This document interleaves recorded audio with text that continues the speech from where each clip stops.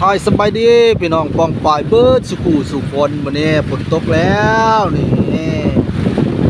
ตกทำแล้วพี่น้องเลยใส่ขาหยาดปอกแป๊กปอกแป๊กวู้โหเสียงกระท่อมทำใจทั้งนั้นพี่น้อง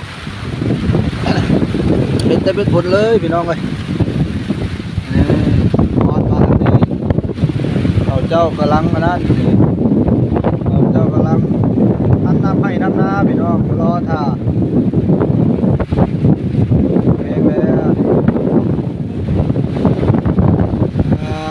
ฝนตกแห้งแล้วพี่น้องไปน้ำเต็มให้เต็มพันแล้วพ่อนเนาะ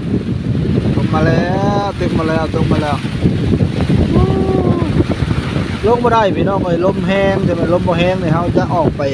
ท่าอยู่กลางเดินพี่น้องเบิ่งเลยในทุ่งนาพี่น้องทุ่งนาแถวเขตปราม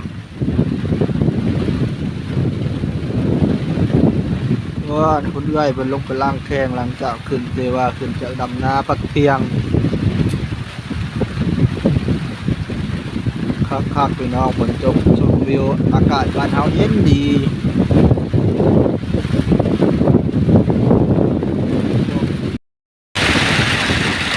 นี่พี่น้องตัดภาพมาวันนี้เขาก็มาเบิ่งข้าวเจ้าให้ทำนาฝนตกเป็นก็บ่ได้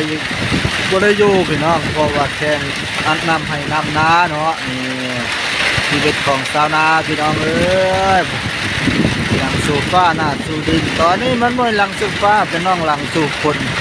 ตกมาแล้วพี่น้องเอ้ยคนมีแต่เสียงฝนเลยพี่น้องปล่อยๆนี่มีแต่เสียงฝนเลยพี่น้องตกพอแห้งสมควรพี่น้องเลย